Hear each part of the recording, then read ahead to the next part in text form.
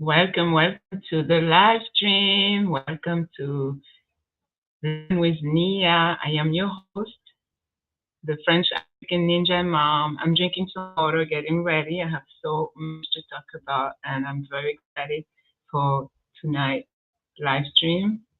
Maybe I will call it podcast from now on. We had an amazing guest last night, Scott. Make sure to go follow him on YouTube. I think he has his Instagram account. I haven't had Instagram in a while, and we haven't spoken in so long. It was so nice to talk to Scott last night.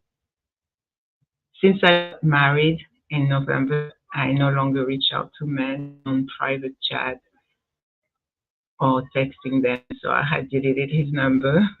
Nice to see him. He came to comment on some of my videos on YouTube, and that's how I got to ask him to come to the show, to the podcast, share his amazing story of courage, resilience, self-love. You need to have self-love when you're a person that has suffered from abuse to regain slowly but surely self-respect, self-esteem, self-love. You know that love that we all had when we were kids, when we were babies. We loved ourselves. We respected ourselves and we wanted the best for ourselves. We always came first. Do you remember when you were a kid, a younger child? It was always me, me, me, me. You've come first. You, like this, me, myself, and I. You came first. Your mom or your dad or somebody who was taking care of you always made sure that you were safe, secured.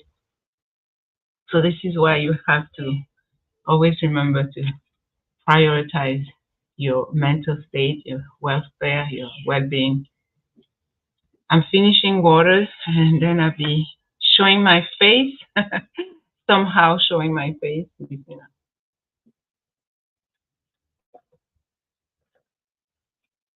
Well, my husband doesn't want me to show my face, so I have the ninja mat. And I like it too. I didn't want to do YouTube last year. I didn't want to come back, but I decided no, the world needs me and the thing I have to say and share and teach. And I also love learning from people here on YouTube. This is my favorite platform to tell you the truth. I love it. I have been on YouTube since 2009. This is me. Here I am. Let me fix the camera so you can see. Do you see? Believe? I love that frame. I don't know. Oh, let me see. Maybe with the light you can see.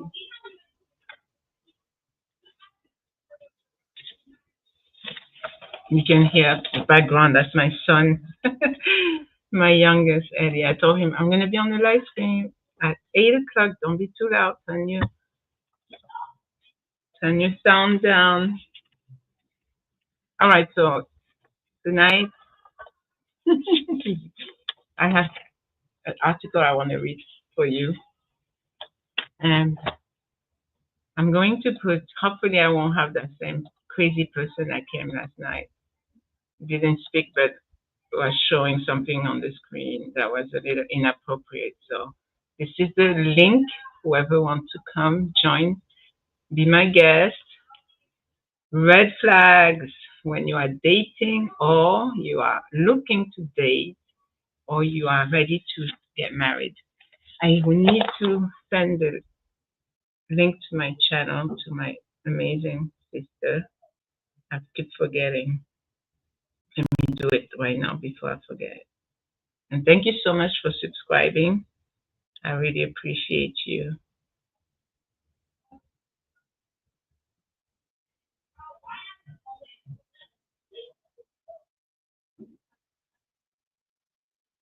I'm gonna send her this one. And I did a short today. I had no idea I would get so many views. Thank you, YouTube. Thank you, amazing family. We got over 600 views. It was just me on the train platform, just waiting for my train. And as the train arrived, I don't know, I just wanted to share. So this was me today.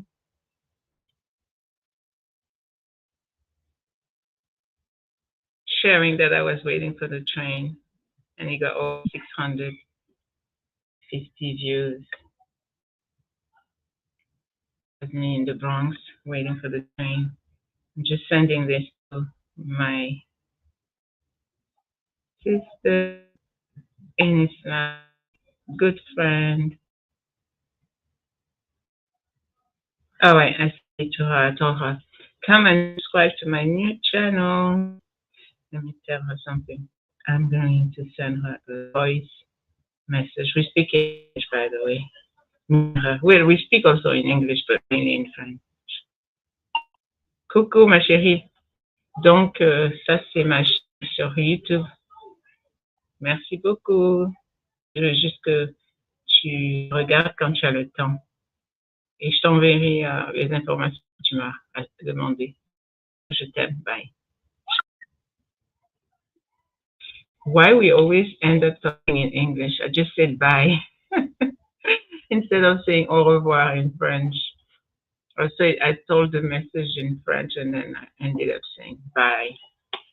All right. So for tonight's amazing live stream, it's all about the red flag, the signs that you are dealing with a narcissist, that you are dealing with somebody who is controlling, somebody who may abuse you later on, physically, mentally, emotionally. I had this article a few years back from Very Well Mind. The 5 things you need to do if you're dealing with a narcissist. If you're just coming in the live stream, welcome. My name is Niama. My friends call me Nia. I'm the French African Ninja Mom, as you can see on the banner. The channel is Learn with Nia because I'm all about learning new things, teaching others, sharing, because sharing is caring. And I've always been this curious person. There's a link here on the comment section. You can join and be my guest if you want to share anything regarding the topic, domestic abuse, or you want to share your story, something that you went through. Maybe you were traumatized by something that has happened in your childhood. Free to join, free to share. It's a safe place. Welcome to the live stream and click the link to come on the panel. Let's have a chat. Let's have a chat. Okay. So, and we read from this amazing article from Very Well Mind. The 5 things you need to do if you're dealing with a narcissist. Have you ever felt like you had to walk on eggshells around a person who thinks the whole world revolves around them? Dealing with a narcissist, whether a romantic partner, roommate, or family member, can be challenging. It often feels like you're struggling through the emotional obstacle course, and it's easy to get tired of all that person's self-centeredness, drama, and constant conflict. Exactly. That sums it up. When you deal with narcissists, it's exactly that. It's all about them. It's me, me, me, me, me. They're self-absorbed, self-centered, and everything you may do, they're projecting. It's all come back to them. So you may do something, and they're gonna say you are doing to hurt them, or you may say something, and they're turning into a whole non-stickle argument that makes no sense. Narcissists hold exaggerated opinions of themselves and don't have much regard for how others feel. Narcissists make it all about them. Their constant need for attention, and admiration is frankly exhausting. Yes, mentally, emotionally, you become suffocated, drained, too much. The constant need for admiration, attention is exhausting. It's important to understand how this might affect you and how you can deal with it. It can be confusing and painful to recognize that someone in your life is a narcissist, but there are things you can do to protect yourself. Try not to take it personally, although we know that isn't always easy. And make sure that you establish and enforce clear boundaries. So yeah, last night with my guest, Scott Ferry from Scott Ferry Coaching.com, he explained that it's necessary for your well-being and for you to heal. First, he said self-love. Then he said self-care, and he said set boundaries. Very, very important. You have to set healthy boundaries so people don't use you as a doormat, don't take advantage of your kindness, of your generosity. If you're someone who's giving, like my personality, I'm a giver and I'm an empath, and I suck up energy and vibes, and I do need time to recharge my mental battery. But I suck up all energy. When I enter a room, I can just read people. I can look at someone and know more or less what they think of me, what they almost about to say. That's a gift and that's a blessing from God. But you have to really be able to also have discernment so that you are able to remove yourself once you find yourself in that situation where you know the person doesn't want good for you and will try to control you, deceive you, and trick you. So Scott mentioned yesterday self-love, self-care, setting boundaries, as well as focusing on yourself and truly know what you want in life and what you need in order to heal, in order to move on and to live a better life once you have gotten away from the abuser. And yes, it's very confusing and painful, especially when it's someone that you truly care and love. And let's say you wanted to plan a marriage with that person and build something. It's traumatizing and it's very painful. But you have to think about yourself and what's good for you. And sometimes just having separation, getting away from someone, that is what is going to help you. Learning all you can about narcissistic traits and understanding some of the ways to deal with them can help you feel better and you are able to cope. What is a narcissist? Yeah, we need to know what a narcissist is. A narcissist is someone with an inflated image of themselves. A person with this quality often has such an excessive interest in their own image and appearance that they lack consideration or empathy for others. And I remember when I used to study about narcissism, there was one YouTuber that said that some narcissists do have empathy. Someone said they know they don't, they just fake it. And I believe that they have a sort of empathy, but it somehow hasn't developed fully. I'm going to put my glasses so I don't strain my eyesight. Someone with narcissism is highly self-centered to the point where it hurts the people around them. This makes it important to recognize the signs, enabling you to create a plan to better deal with the narcissist in your life.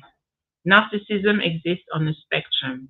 Some people might possess high levels of narcissistic traits or engage in narcissistic behavior frequently. In other cases, people may have a condition known as narcissistic personality disorder, NPD, narcissistic personality disorder, which can exhibit more extreme behaviors. And when someone has that as a disorder, as a mental issue, you have to be super careful and protect yourself. Sign you are dealing with a narcissist. Everyone puts themselves first or focuses on their own needs to a certain degree. That's normal. But narcissistic people engage in self-centered behaviors much more often and hurtfully. This can be confusing, painful, and damaging to the people who deal with them. To deal with a narcissist, the first step is to recognize the signs. Yes, you need to recognize the signs. Some question you might ask yourself. Do they lack empathy? People with narcissism are so focused on themselves that they struggle to empathize with other people. They self-aggrandize. Narcissists have an inflated sense of self and are preoccupied with their own importance. They often exaggerate their accomplishments and importance, often to cover up insecurity and weak sense of self. Yes. So if you have a high sense of yourself and you are self-aware, you don't have the need, you feel the need to show off or to make people see you, pay attention to you. You understand? Because you are very secure. But narcissistic people, they are not. They are full of insecurity. They don't love themselves. Like yesterday, Scott was mentioning that they hate themselves inwardly. They don't have this strong self awareness, and they feel that they don't deserve to be loved in some way, which is kind of weird.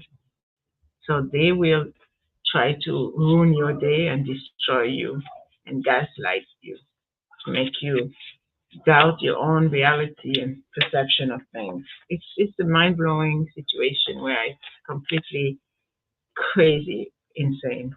Are they unapologetic? Narcissists have little regard for the feelings and needs of others.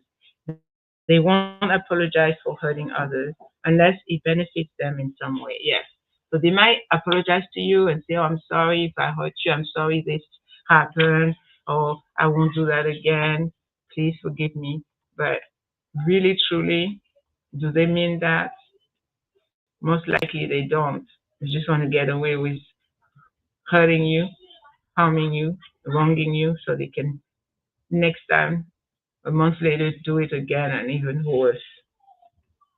Do they overreact to criticism? Yes, they do. People who are narcissistic lash out against even the slightest criticism. Rather than accepting responsibility for their own mistakes, they will blame others. Are they manipulative? Very manipulative. When you are living with a narcissist, you might often feel like you are being lied to, manipulated, or mistreated. It often seems like they will say or do anything to get what they want and what they think they deserve. Absolutely true. Yes. How to deal with a narcissist? Dealing with a narcissist can be exhausting. Did I miss something? Oh, sorry. The covert, sometimes narcissistic characteristics are easy to recognize, but covert narcissism is more difficult to detect. Yes, yesterday with Scott, I asked him what's the difference between overt narcissist and covert narcissist, and he did explain. He said that the overt is grandiose, with very loud and really almost like just alpha male, like showing off, being loud and obnoxious. Whereas the covert narcissist is like wolf in sheep clothing type of where you really cannot tell until you really understand what is narcissistic abuse. So they are like Dr. Jekyll and Mr. Hyde, like they're super nice and kind and generous in front of everyone in public. Like you will say they're the best husband, the best father. This and is an amazing human being, and then behind closed door, it's not the same. It's it's totally crazy. The covert narcissist also has a grandiose sense of importance, exploit others, meaning use others. They're very opportunistic people and lacks empathy, but their narcissistic behaviors are more difficult to spot. Exactly. Wa alaikum assalam wa rahmatullahi wa barakatuhu, sister. So nice to see you. How are you, beautiful? And thank you for showing me support and love. I appreciate you being here, Amatul Rahman. This is my very, very beautiful, lovely sister in Islam. She's Muslim like me. Her name is Amatul Rahman. Her name is beautiful. It means the maid servant worshipper of the most merciful. Yes, Amatul Rahman. Alhamdulillah, I'm doing well. Oh, I'm so happy to hear that. You know, you're doing well. Alhamdulillah. How's your cat? You have a cat, if I am correct, if I remember from seeing the comments on the other live stream. I'm all right. I'm a little tired, but I am a woman of my word, and I did say I was coming live at 8 o'clock Eastern Time, New York time, and I'm going to try to do that every day. So you see how they say successful people do the things that they know they have to do even if they don't want to do them.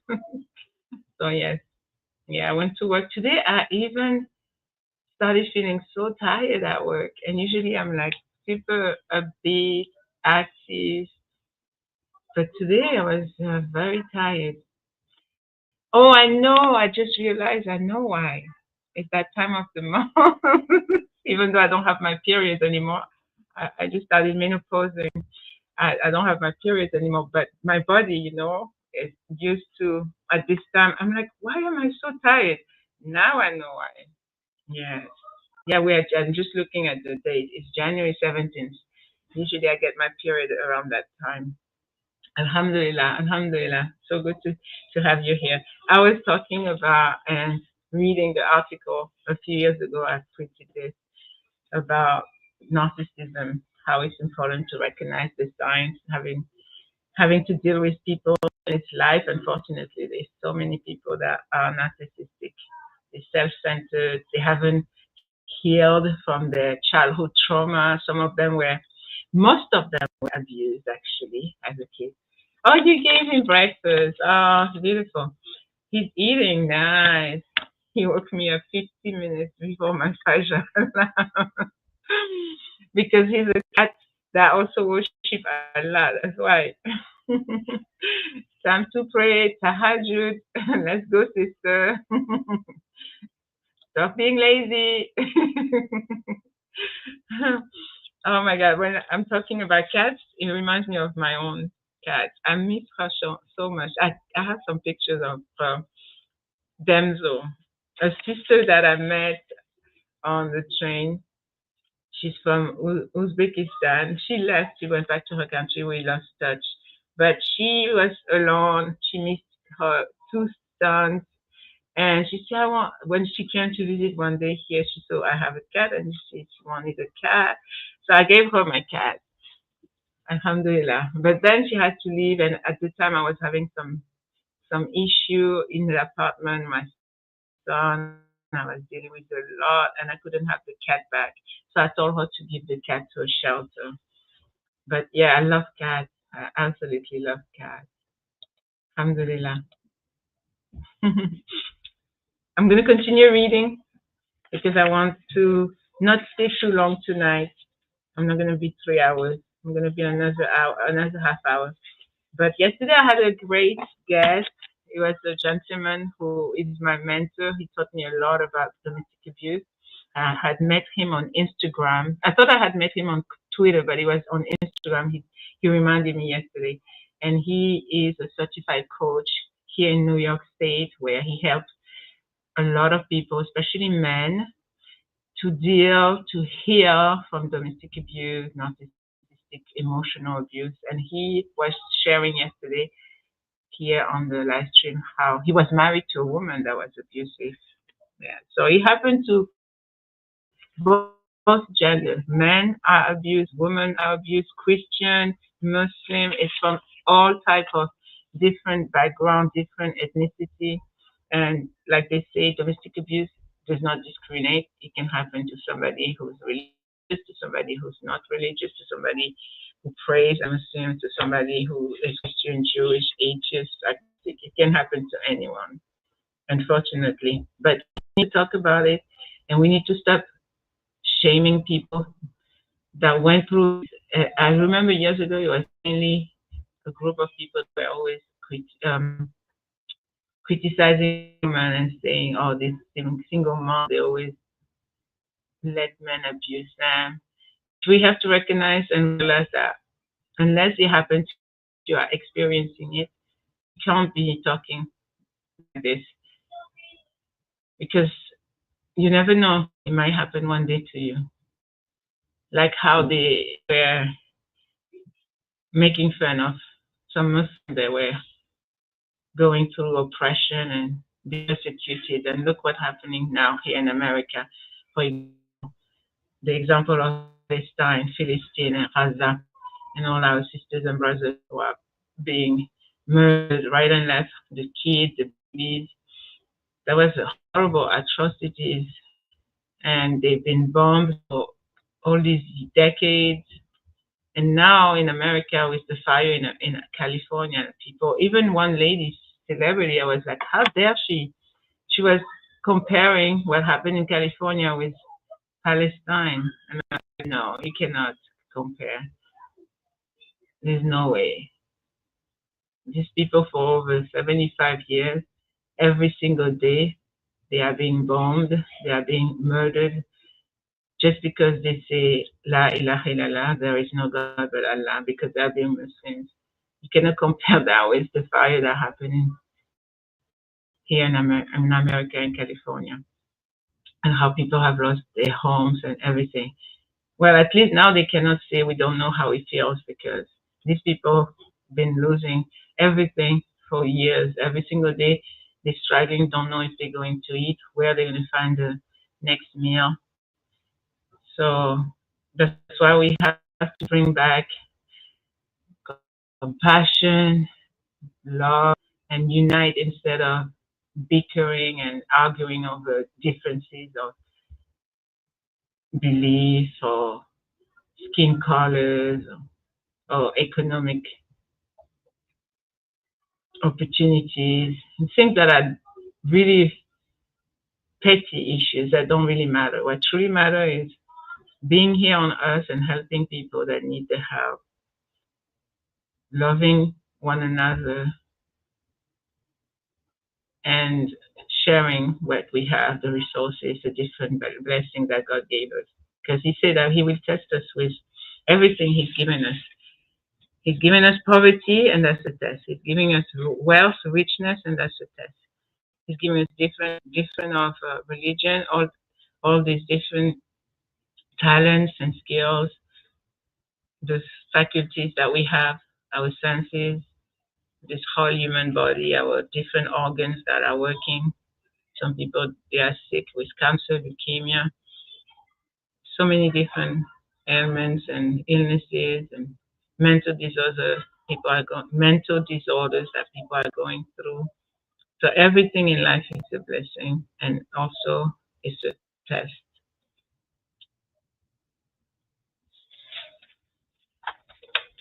Let me finish reading the article, and thank you so much for stopping by. Dealing with a narcissist can be exhausting and stressful. It can make it difficult to be comfortable in your home or workplace, and can be detrimental to your mental well-being. Finding ways to cope is important. Understanding what makes narcissists tick and exploring some key coping strategies can help you manage your relationship with the narcissist while preserving your own mental health.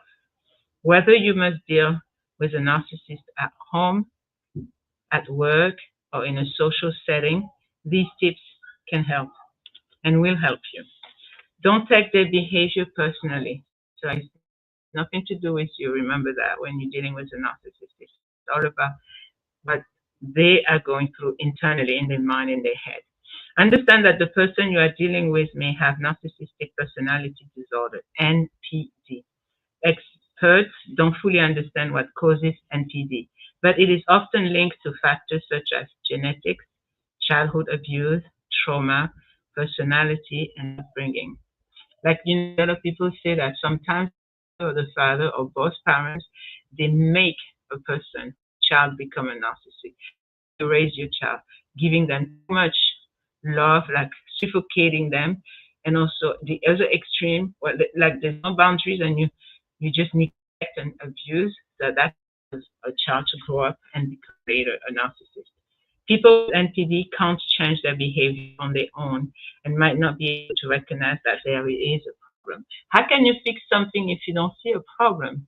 Of course, there's no way. They need professional help, but they rarely seek it.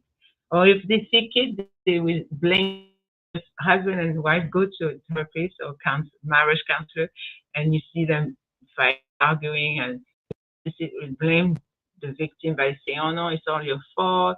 It's doing this to you. You deserve it because you made me do that. You made me hit you. You made me talk bad to you." It's a vicious circle. You might encourage them to talk to a therapist, but they likely will resist or respond negatively. Yeah, I remember the one that I left in 2019, the worst of all the narcissists I was with. He refused to go to therapy, saying I was the one that needed mental health. And I took him to France, met my father, met my mom, and my father, right after talking to him for a few moments, he's like, this person not right in the head. The problem is, even if you know that narcissistic behaviors such as manipulation and lack of regard isn't really about you, these behaviors tend to feel like personal attacks. Remind yourself that it is not personal. You aren't to blame for their actions and you didn't do anything to cause them. Exactly. Just say that to yourself. It's not your fault and you didn't cause that person to mistreat you. You can encourage them to get help, but you are not responsible for supporting them or fixing their mistakes. Exactly. You are never responsible for another adult person, and especially your partner, your spouse, or your husband, or your wife, or your girlfriend or boyfriend, if it's the case. You're not responsible for how they think and how they act. And remember, as a woman, as a wife, you are not, your job is not to raise another kid. Your husband shouldn't be another kid that you are raising. And a lot of people are in this situation, marital dilemma, where they have two kids, like little babies, little child. And then, like the woman, she has two kids, but she has a third one, which is her own husband, because he hasn't grown. And some of them will never grow. Interesting that you're discussing this now because I was just watching and reading about dark triad personality. Oh, really? Amazing. Allahu Akbar. Thank you for sharing, sister. What is that? I heard about it. If you can share with the audience on the chat. Dark triad personality. Establish and enforce boundary. Yeah, yesterday my guest thought he was mentioning how you have to set boundaries and they have to be healthy boundaries. When you are dealing with a narcissist at home or at work, one of the most important things that you can do is to set firm boundaries. Boundaries are the things that you are willing and you are not willing to accept in a relationship. Yes, like you are not willing to accept a lazy husband, or you are not willing to accept a woman that is a gold digger, that doesn't want to clean the house, want to stay laying down on the sofa, watch TV all day long. No, we are not doing that. We are not doing that. Or you will not accept a woman cheating on you. You will never tolerate a man cheating on you. Those are healthy boundaries that you need to enforce. For example, you might make it clear that you won't accept behaviors such as rudeness or name calling when you are communicating with one another. If they engage in this type of behavior, the conversation will end. Exactly. I'm the same. If I start seeing someone disrespecting me, trying to mistreat me, starting something, I can smell a mile away, like they say, I sense it. I'm out of here. I just remove myself. You know, like how you have those online trolls all those haters online that come to those live streams and they start things. And these people, they have so miserable. They don't have a life. They have nothing better to do than just starting these crazy comments, negative vibes, and toxic behavior. I don't even give them the time of day. I mean, some of them I will pick a little bit just to see how far they go. And when it's going to escalate, I'm like, that's it. I ignore. I'm okay. So you say triad refers to overlaps between psychopathy, narcissism, and Machiavellism. Oh, okay. Thank you. Wow. I heard of that word, Machiavellism. Machiavellianism. That is dark indeed. Yes, just the word psychopathy, I'm like, oh. Yeah. Wow. That's amazing. We're reading and watching about this. And I'm making this live stream all about narcissism and the red flags to watch out for when you meet someone that may later on show you that they have that trait. Subhanallah, there's no coincidence in life. That's what I say. Everything happens for a reason, and it was meant to happen exactly that way. Creating boundaries isn't an effort to change the person. Instead, these limits clarify that certain behaviors will not be tolerated. Once you set a boundary, it is important to stick with it. If the other person violates it, immediately enact the consequences. Sister, I'm going to put the link there in case you want to join in. And of course, you don't have to show your face as usual. I just want to make it clear. Whoever comes as my guest, you don't have to show your face. It's up to you. But you are always welcome to come here and to share anything you want.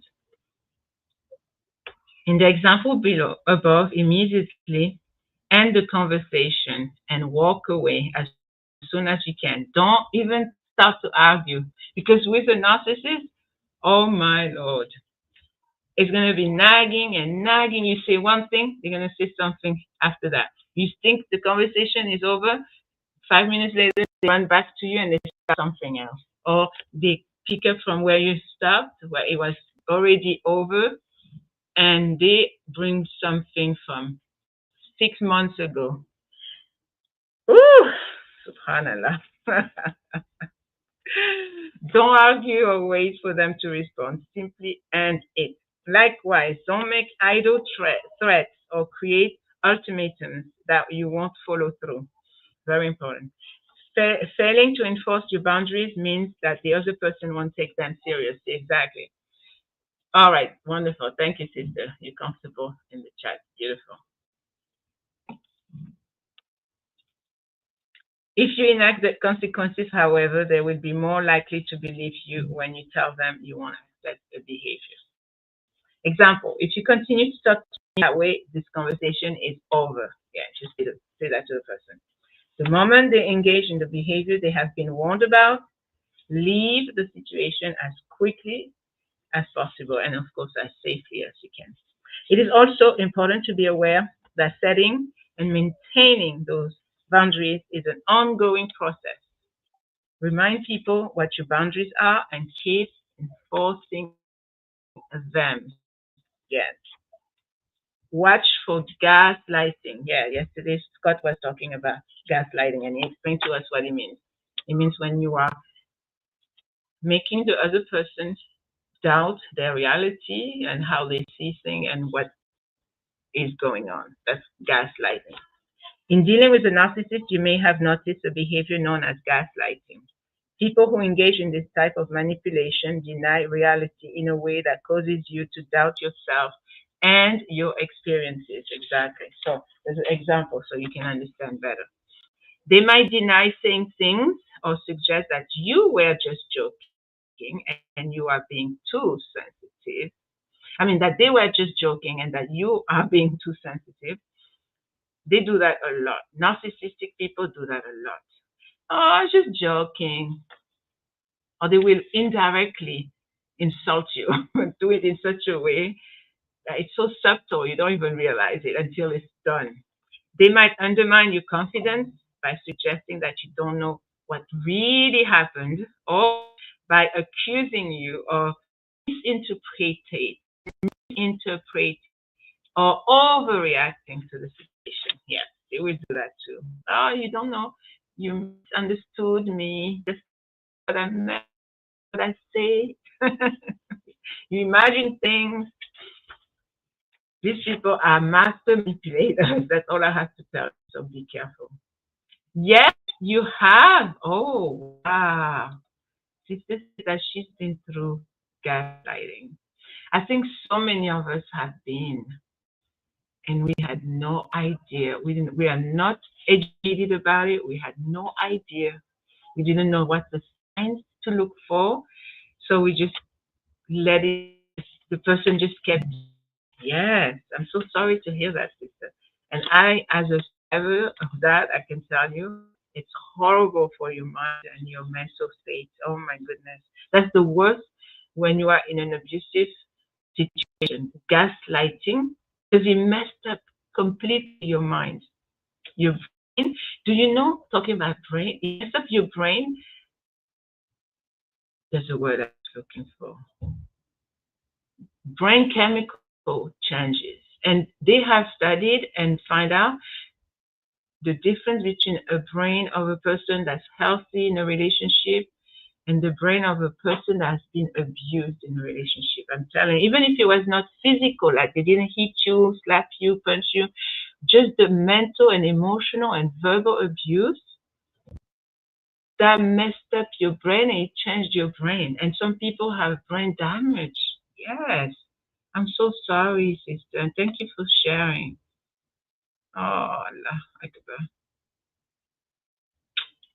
Subhanallah. I'm so sorry, sister.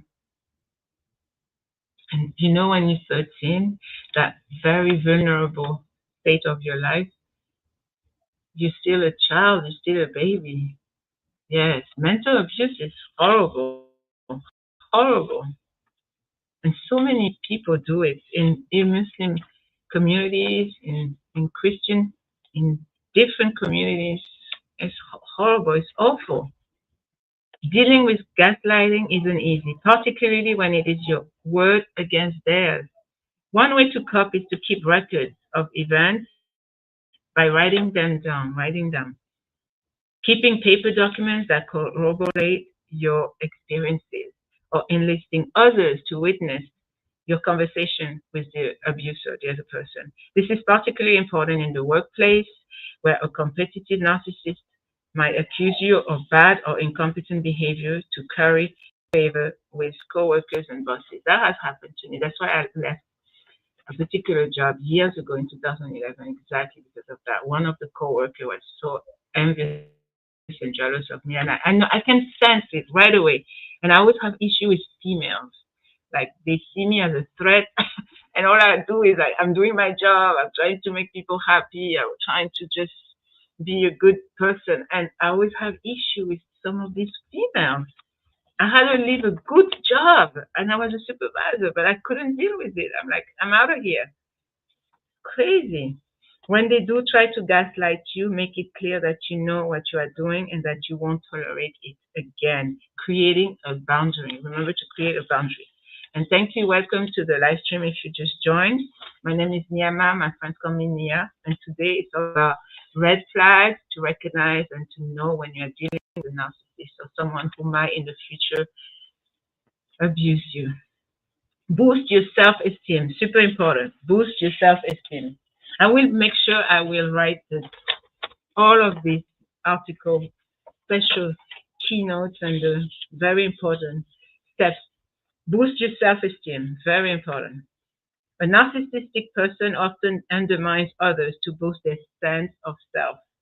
This can be particularly damaging when the person is always running you down in subtle and non-subtle ways. The workplace is especially vulnerable to this kind of behavior. To help ensure that you have the mental strength to cope, make sure that your self-esteem remains healthy, even in the face of challenges. Why is it always women doing it? It's definitely something I've noticed. Yes, sister. Very good point. Yes. The jealousy. It's all about jealousy. They're feeling some type of way towards you, or they're very secure. Because a secure person, like someone who's confident, who's assertive, know what she's doing, who know who she is. She recognizes her weaknesses. She accepts and admits to that. She knows her strengths. She's full of self-love, respect. She has no time for this type of behavior. It doesn't even come to her mind to gaslight, to abuse you in type of way. There's no way. So it has to be some people that this is an issue because they're insecure and they don't feel good about themselves. They're not right inside. To help ensure the notification, choose to focus on what brings me joy today. Yes, I have this app. I am.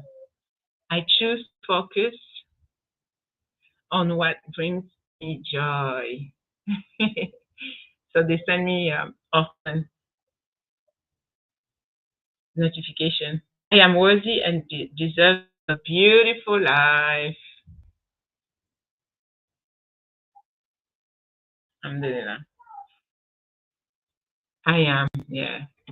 That helped me a lot when I was depressed and feeling down. Early morning, you get those notifications and you read them. It's all about affirmation, positive energy. It makes you feel really good. I am. That's the app. I, and then am. I am. Boost your self esteem. To help ensure that you have the mental strength to cope, make sure that your self esteem remains healthy, even in the face of challenges. Keep an assertive attitude. Assertive means confident. Narcissists gravitate to people who enable their antics. Like, do not tolerate their misbehavior towards you, giving them the opportunity to abuse you, to mistreat you. My cat purring brings me joy. Oh, he's cuddled up with me right now. Nice. What's his name? That's amazing. He's showing you love. However, remember that people with low self esteem, weak boundaries, or a shaky sense of self aren't the only ones who end up in situations with narcissists. You understandably might be drawn to what seems like confidence and charisma at the beginning of a relationship. Yes, that's how they fool you. you, you see them in such a different light. At the end of the relationship, it's like, wow. At first, they seem so charming, and that's what they do best. They charm you. But later, recognize these signs and these traits as narcissism. The more you get to know the person, yes, when you get to know them, little by little, eventually, a person will always show you their true colors. Eventually, because there's no way they can hide it forever. It might take a long time. It might take longer for some people, like a lot of abuse victims. It took them 20, 30, 40 years. But once they found out, whew, such a huge wake up call. Keeping your self esteem high and keeping an assertive stance, even if the narcissist tries to manipulate and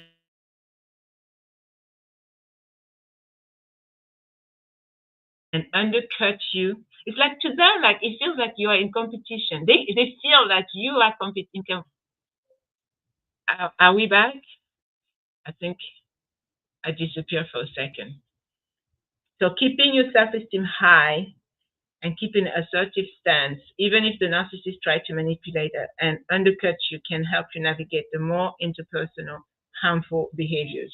And you have to build your confidence. So build your own confidence by engaging in positive self-talk, forgiving yourself for your mistakes, surrounding yourself with supportive people who believe in you, advocating for yourself, treating yourself with kindness and respect. And I do apologize. Oh, Cookie, the Cookie Monster. I apologize. I think we lost connection for a second. Thank you and welcome back if you just joined back. I was just saying How you can build your own confidence is the engage in positive self-talk. You know how I showed you a few seconds ago the notification affirmation that I get. So you have to talk to yourself in a positive manner. You look in the mirror in the morning. Yes, and definitely distance helps. Definitely, sister. Talk to yourself in a positive manner. Keep your distance from the person. Surround yourself with people that are positive, that you know they truly care about you, so they can uplift you and elevate your. They call it chakra and your energy all over.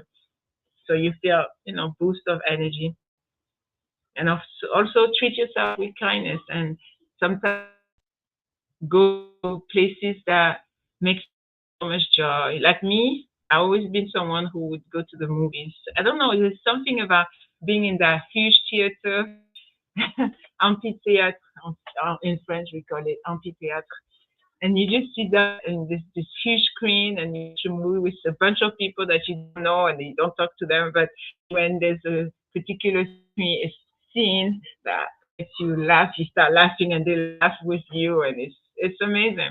So it's an amazing experience, and I used to do that a lot. And I started that when I moved to England. I was a nanny, open, and I was 17. So that's how I started going to the movies. So we go to the movies by myself. I always done that. When my kids started growing up, I would take them to the movies, and we started having this as a family ritual. Just me and my kids to the movies. And then sometimes I would feel depressed, and I just take myself on a date. I would do movie, restaurant, or I do the opposite. First restaurant, and then I will end up with a movie just by myself and still having fun and enjoying myself, enjoying life, celebrating me, and it makes you feel super good. So take yourself on dates, sister, if you need to. Find support, super important. Dealing with a narcissist dysfunctional and sometimes abusive behavior can be exhausting. Don't I know that? Extremely draining, mentally, emotionally exhausting. Yes, that's the word. Maintaining healthy relationships with others who are caring and supportive is especially important when you have a relationship with a narcissist, whether they are a roommate, family member, romantic partner, or co-worker. Yes, you have a narcissistic abuse anywhere and everywhere.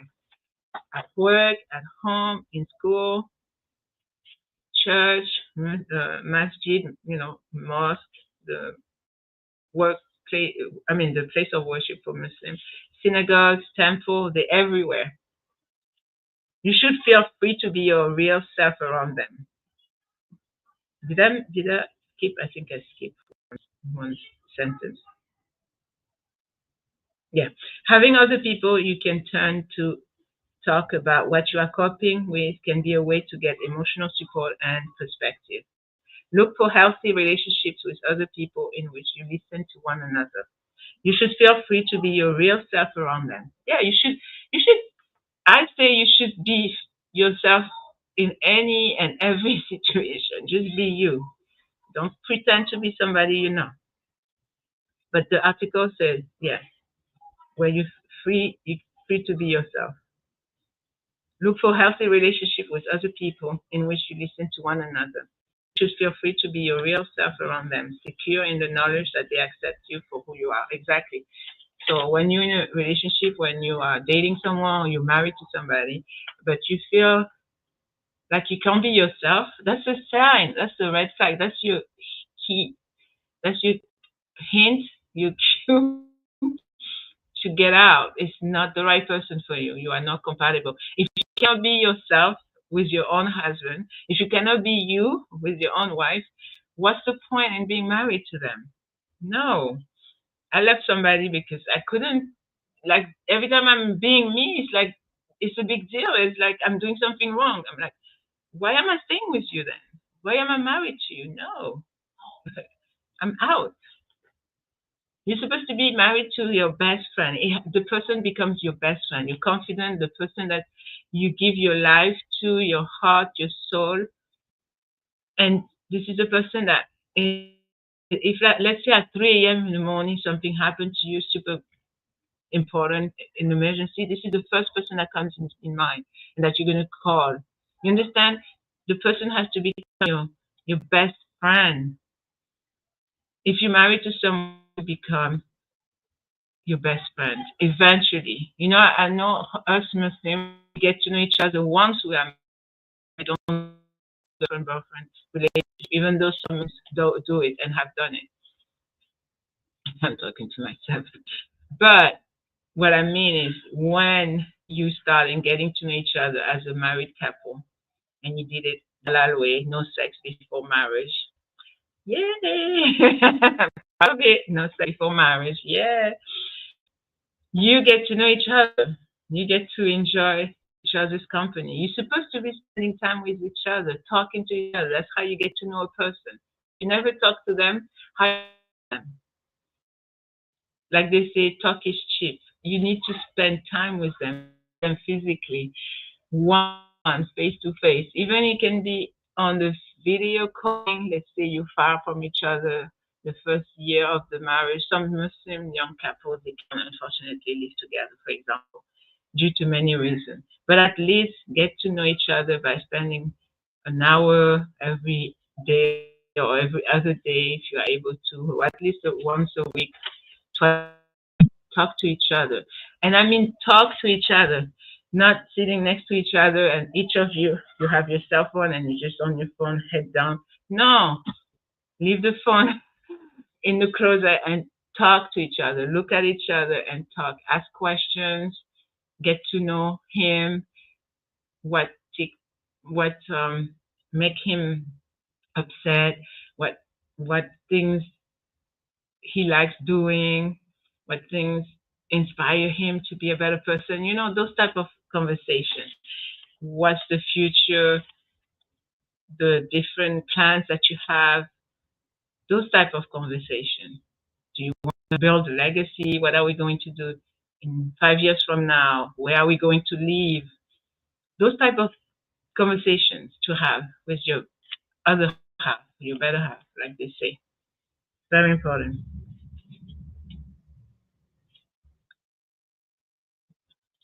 So find support, super important. Having others you can turn to talk about what you are coping with can be a way to get emotional support and perspective. So make sure to find the right support group. At work, resist the urge to gossip and vent because a lot of people think that you can go to work and start talking about your personal life. But remember, work is work. You go there to earn a paycheck, make some money. They say we don't make money because we don't print money, but you know what I mean. You're there to make a living, do your job, be the best at it, and go home. Because nowadays you have noticed how there's no friends at work, like real friends nowadays. Even at work, in the workplace, you can have people that are snakes. So be very careful and treasure the ones that are real friends at the workplace. The narcissist is adept at turning your words against you. So be very careful. Even before marriage, Amatul Rahman, she said, even before marriage, you can have conversations like that with the mahram present. Yes, thank you. Thank you for pointing that out. Yes, sister. Amatul Rahman is saying that even before you get married as a Muslim person, you get to talk to your intended, your future spouse. As long as you have a chaperone, someone that's there with you, an adult or someone of an age that can watch what's going on and that can kind of spy, but in a respectful manner. And that's the beauty of being a Muslim and practicing Islam, which is submission to God, the Creator, is that everything is so clean. Yes, that's the word, clean. And everything is to respect each party, the man and the woman at the same time. And it's very important that you respect your future spouse. Ask questions, ask a lot of questions, and be honest. Let's say you don't want children in the future, but your wife wants kids. You have to be honest and tell her because later in a marriage, that's going to be an issue. Or if you have committed a crime that is so grave, like murder, I think if that person is going to be your best friend, you might want to share that. That doesn't mean that the person is going to say, "Oh no, I'm sorry, I'm not married."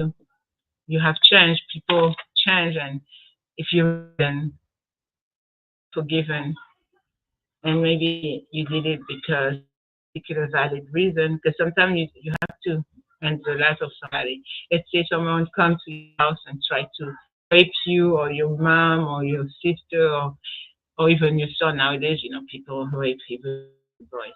You're gonna have to defend and protect your family, loved ones, and maybe you end up killing the person.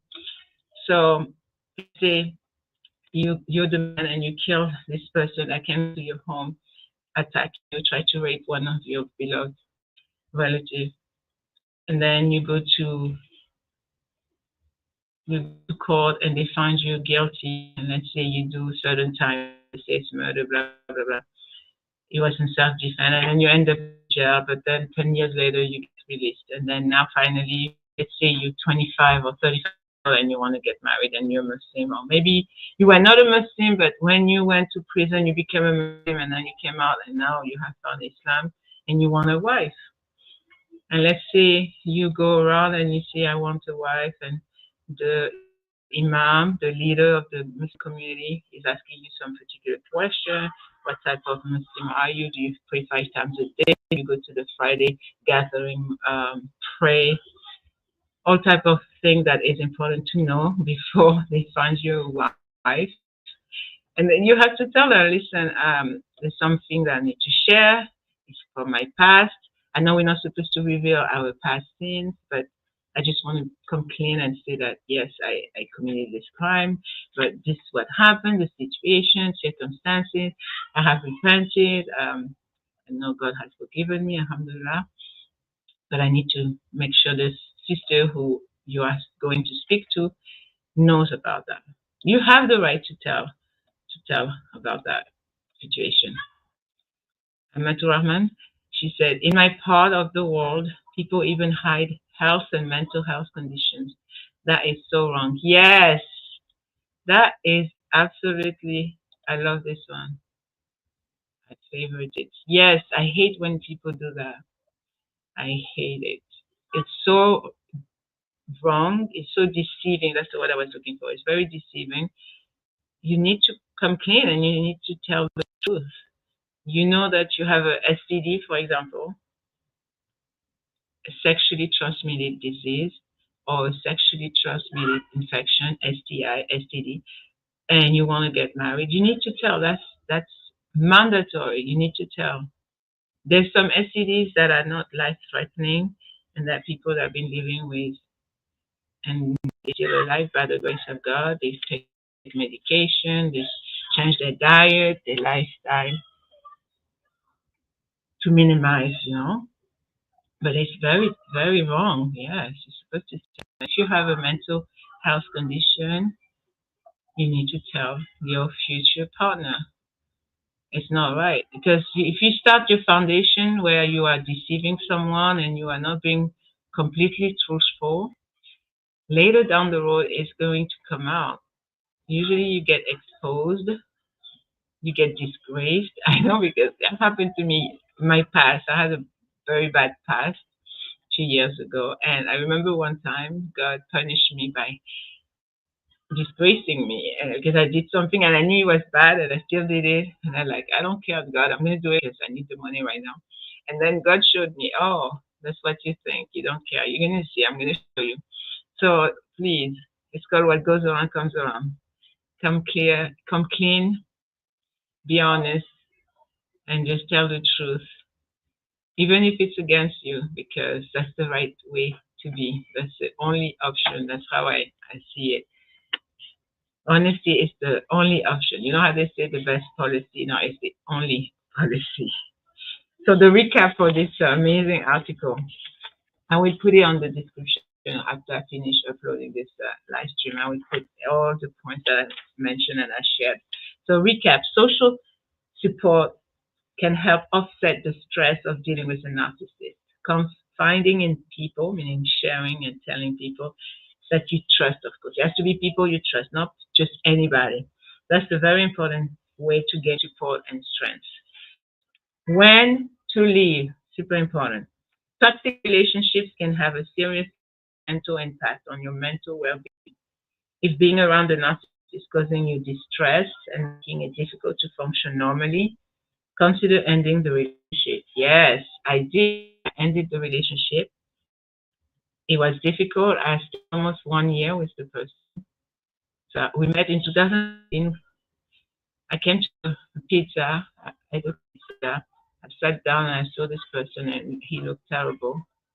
And because me being an empath and I'm always feeling energy, I felt bad for him. So all I did, don't worry, things will get better. This too shall pass. I don't know. I said something to kind of cheer him up. I didn't flirt with the person. I wasn't trying to get anything from that man. I just said, don't worry, things will get better. And I don't know, out of nowhere, I just started sharing how I just lost my young neighbor who was 13. And coincidentally, he had just lost his wife. So that's how the conversation started. I'm leaving the pizza. I'm telling him okay, all the best. Next thing you know, he's following me, asking me if he can walk with me. And I say, yeah, I'm going home. We can walk a little bit. And then next thing you know, he asked me for my number. And did he? Yeah, he asked me for my number. Did he ask me for my number? Oh, he gave me his number. It's been so long. 2018. He gave me his number. Yeah, I remember he ripped out a piece of the carton, the paper plate. He wrote his phone number. He said, I would like to stay in touch. And I said yes only because, you see, the intention for me, because he started telling me his story, how he had just lost his wife. And she was from one of the islands. And why he mentioned, I mentioned something and he mentioned, oh, because he's a white person and the wife is black, was black. And somehow I reminded him of his his wife that passed away, and that's how it started.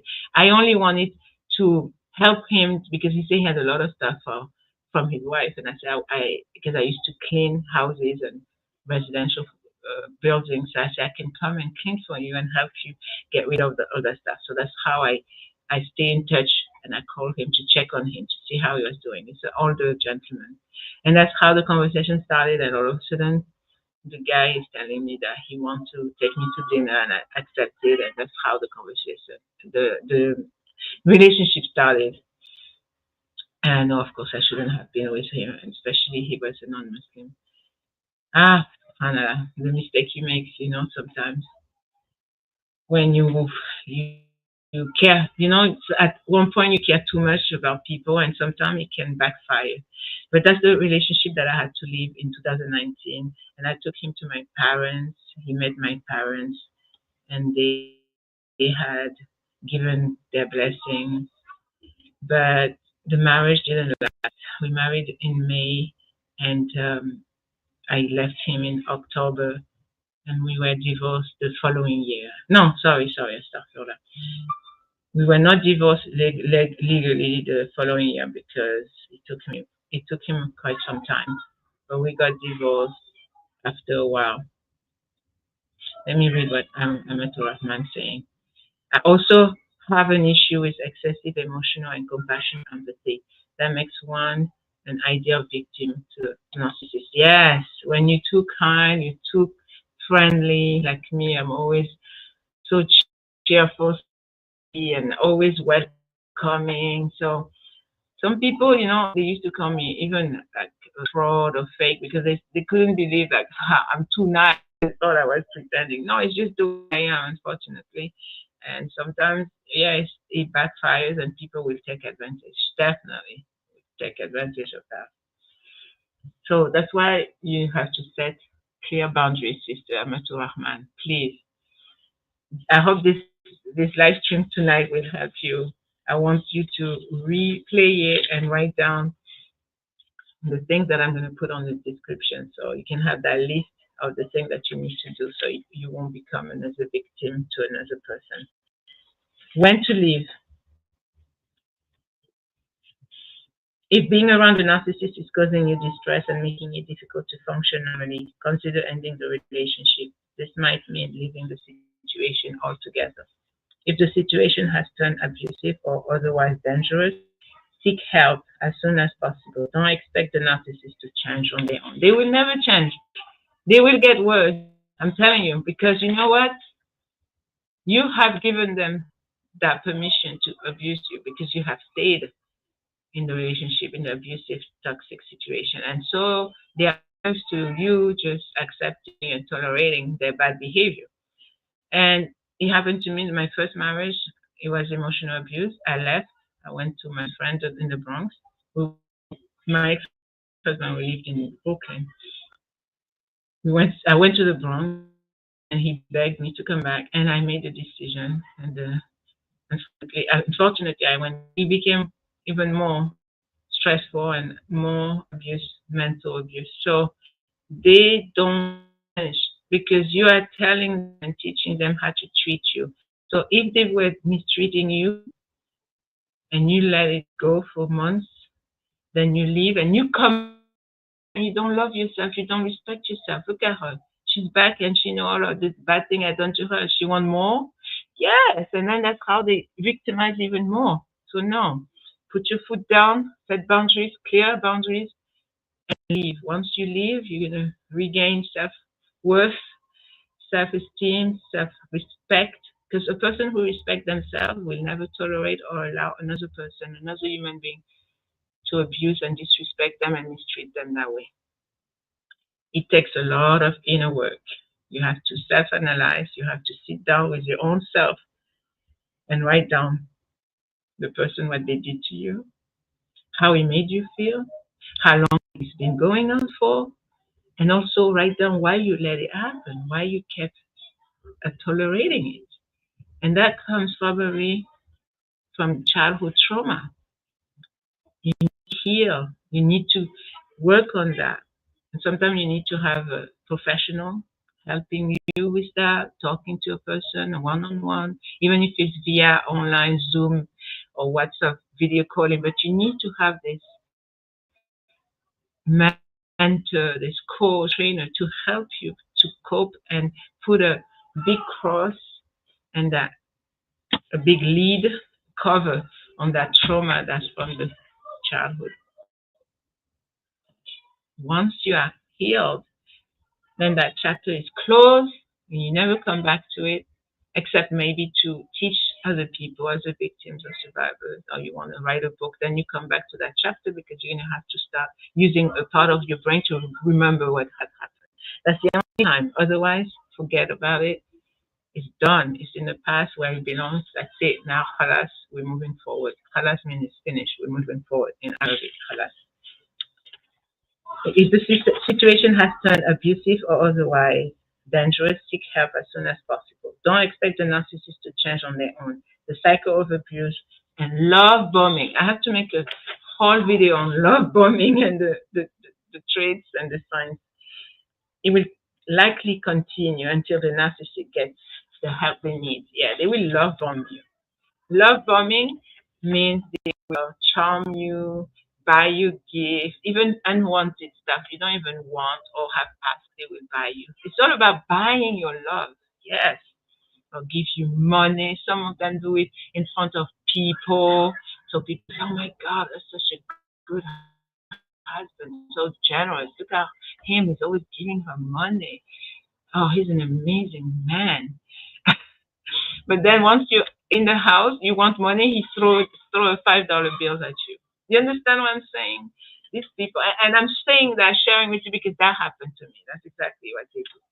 If you love or a loved one, a victim of domestic violence, contact the National Domestic Violence Hotline at 800-799-7233 for confidential assistance for trained advocates. For more mental health resources, see National Helpline Database. Getting help. Yes, everybody needs help. The abused victim as well as the abuser. Yes, the abuser needs the more because what they're doing is damaging.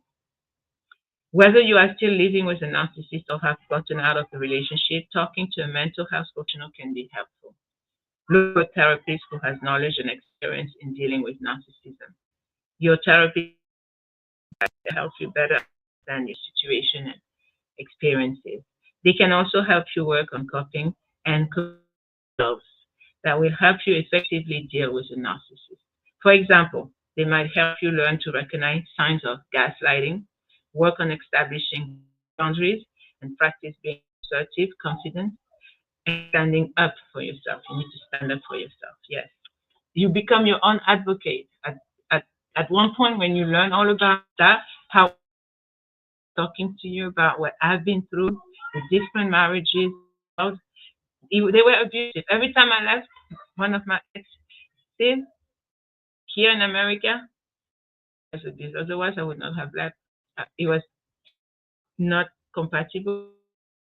I didn't feel loved. I didn't feel like the person truly. You know how you can sense when someone really loves you to someone who's faking or who's you just for the sex, the money, a place to stay. I married a man that just wanted me for sex, money, because I had helped him financially for 3 long years, or a place to be. A lot of these men lazy. They just want to sit on their butt, play video games, smoking weed or smoking worse, and do nothing. And you take care of them. You end up being their mom or their ATM machine. I was married to a man like that, and he even admitted that he got with me to use me. Yes, but Alhamdulillah, I'm not with him anymore. Now I married a really nice, beautiful man, my wonderful, my husband, my whew, the apple of my eyes. Allah Akbar. It took for a long time, but Allah brought me a good husband. Allah Akbar. And he's Muslim and he's praised by time. Alhamdulillah. What Amatur Rahman saying? I know love bombing all too well. That cycle does irreparable damage, especially if you're young and can't even tell you're being abused. Absolutely. Yes, Amatur Rahman. Whew, I'm going to do a whole video on love bombing. And I meant to do that like last year when I used to have my other YouTube channel and I never got to do it. But I'm definitely going to do that. Love bombing. A lot of people have no idea. And it's cruel. You know, the name cruel, the word cruel, it is. Love, I'm telling you, love bombing. I'm writing it on the group, not the group chat. Me and my kids, we have a group chat. I'm putting love bomb on the comment section. Love bombing is cruel. Yes, and I will explain why it's cruel. Because you are pretending, you are acting. Yeah, they are actors. These manipulative psychopaths.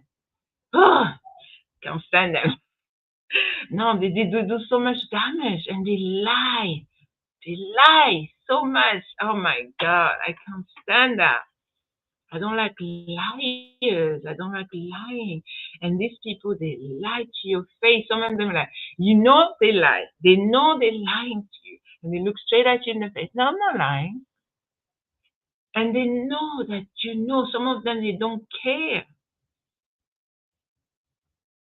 No, it's something else. Narcissistic abuse is something else altogether. Crazy. Crazy. They can also help you work on coping and communication skills that will help you effectively deal with a narcissist. A therapist can also help you deal with the emotional aftermath of having lived with a narcissist once you are safely free of the situation. Yes, get away, run for your life. As soon as you realize, plan silently, meaning don't tell them, oh, I'm leaving you. Because a lot of victims said that, and what happened to them, they ended up 6 feet buried under, meaning dead. Don't tell them. Don't tell your abuser you're about to leave. Prepare, plan, be strategic, be smart, and be silent. quietly prepare for your escape and leave. Amatur Rahman says, I started to break away when I was 18 because my abuser was a close family member and I thought that was normal. They make you feel like this is completely normal behavior. The gaslighting made it so I didn't even think of telling my parents. Yes. Oh my Lord. That reminds me of one particular adult, but it was a friend of my family. It was not a, thank God we don't have same blood relation, but he gaslighted. Oh my Lord. And when you start talking about stuff, my mind started remembering and it brings back bad memory. And I'm like, one particular guy, and Muslim, he even slapped me once, slapped me, a young kid, and I'm not even your child. He slapped my face because he was mad because I spoke the truth. And these people, they hate it. Those narcissistic people, they don't like when you tell the truth. They don't like when you tell them. They don't like when you figure them out.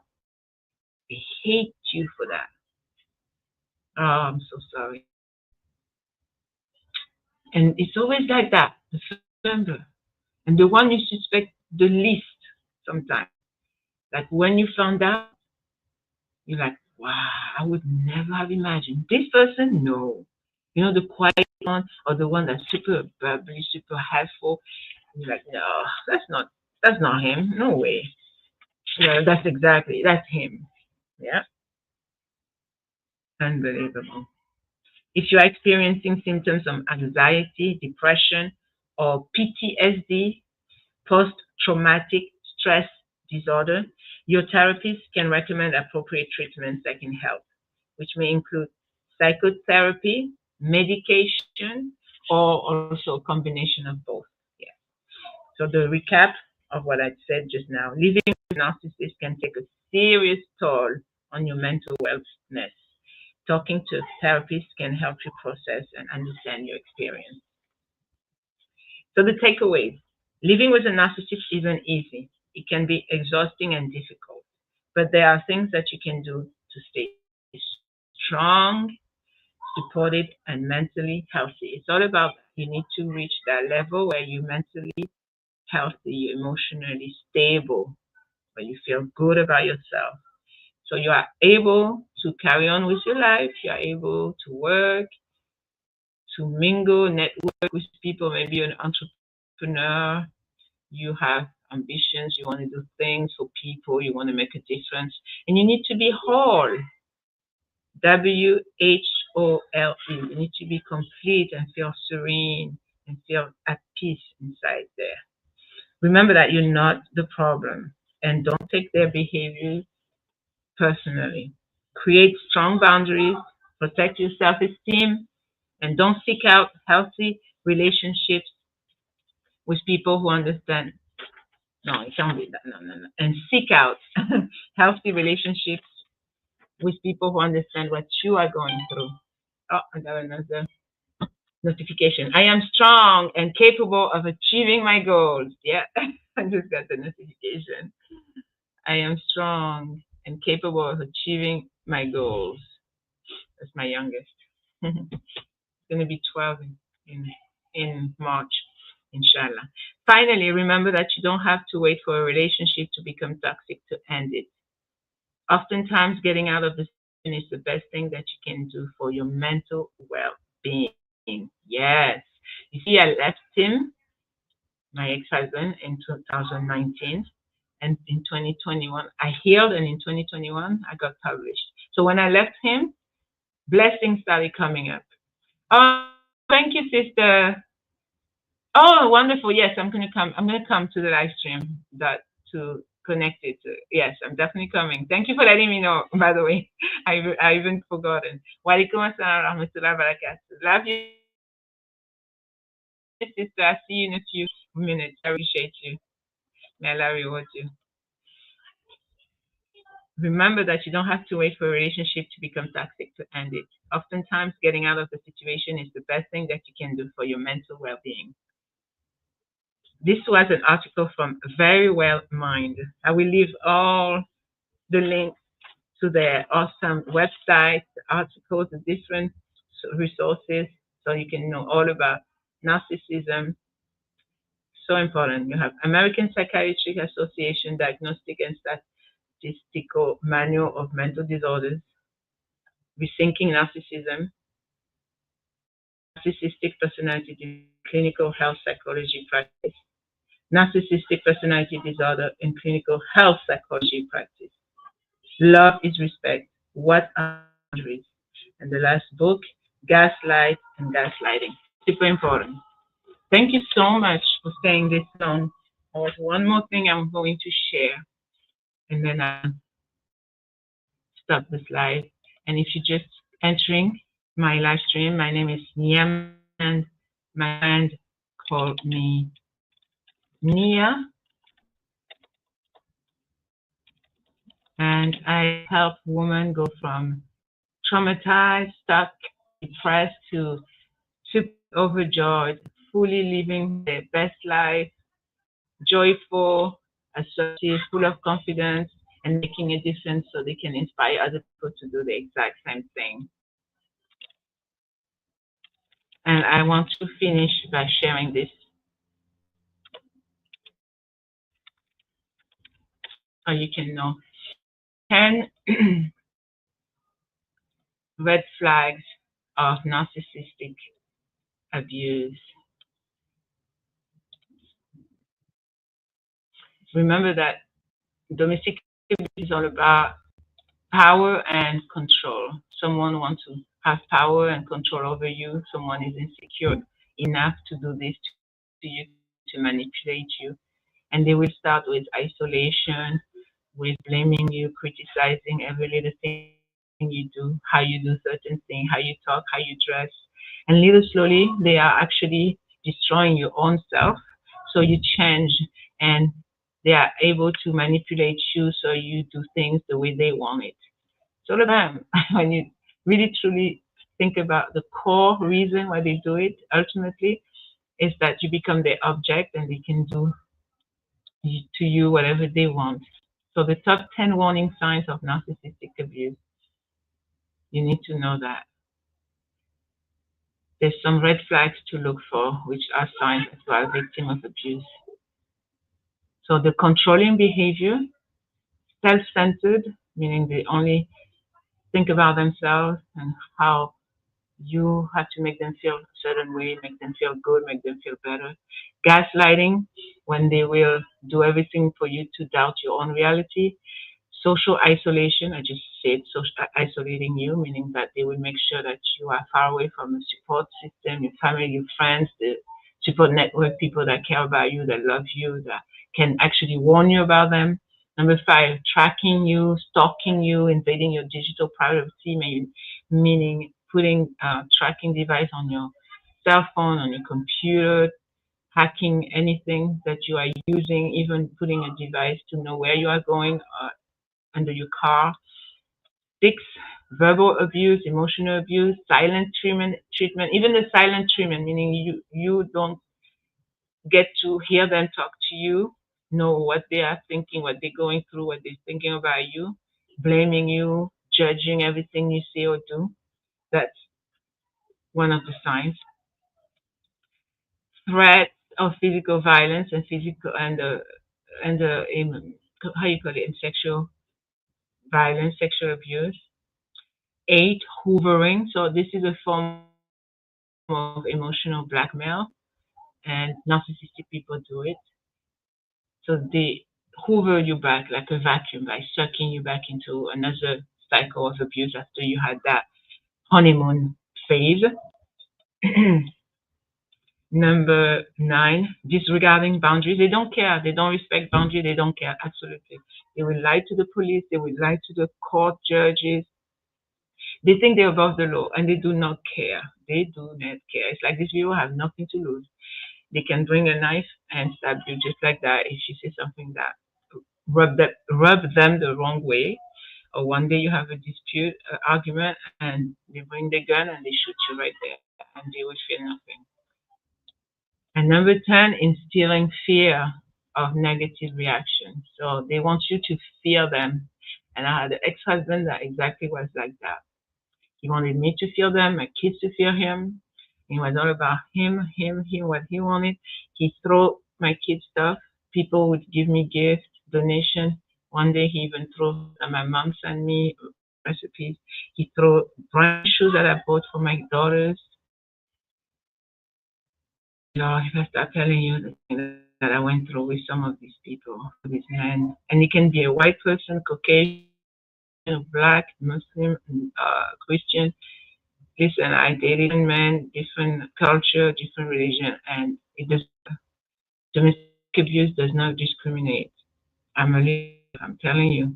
And sheep, a wolf in sheep clothing, they will come nice, charming, generous, kind, almost like the angels, having empathy, faking all that just to get, will hook you, get what from you, and once they have you, it's like another person all of a sudden appear. But what it is actually they cannot hide it for so long and pretend for so long. Eventually, you're gonna see it. You're gonna find out, and you're gonna know what they are all about. So these are the signs of narcissistic abuse, and I will leave the description down below. Please always read. I make descriptions exactly, especially for you. So I want you to read every time you're on one of my video on my channel, video, short, live, playlist, podcast. I want you to go down and click description more and read because I love. I'm a reader, so I'm sorry, I'm a writer and also I read. But I'm always writing stuff, and I want you to get all the knowledge, all the education, all the information that you need because I want you to be protected. I want you to be safe, and I want you to truly know that you are loved. I care about you, and this is why I'm here on YouTube. I want to help you. I want you to elevate, to level up, and to really thrive. And that's why I'm making those videos where I talk about narcissistic abuse, where I talk about the signs to look for, the red flags. So you know, because once you know, you are informed, then you can make the right decision and you can make better choices when it comes to relationships and choosing and finding the right life partner. Like they say, what doesn't kill you makes you stronger. I was there, I made the mistake, now I listen, and then that's what happens. You live, you learn, and you learn from other people's mistakes. So learn from my mistake, my past mistakes, so you don't make them yourself, and you have a better life than the life I had when I was with these toxic men. Alhamdulillah, like they say, praise be to God. It happens for a reason. It was already written. That Allah had already written that I will go through a marriage, one, two, three, four. It doesn't matter. I have four beautiful, amazing children. I'm very happy and very content, and I'm blessed. Every day, I'm blessed. I'm very happy. And I'm thirsty. I'm going to stop the live, but thank you so much for joining me today. And big shout out, amazing big shout out to all my new subscribers. I got the list a little bigger. I have more subscribers. Slowly, we grow this amazing channel. And one thing I wanted to share with you, I always like sharing good things that happened to me, my new achievement. And one of them is I have become a certified interpreter. Yes, I went to the library and printed out today.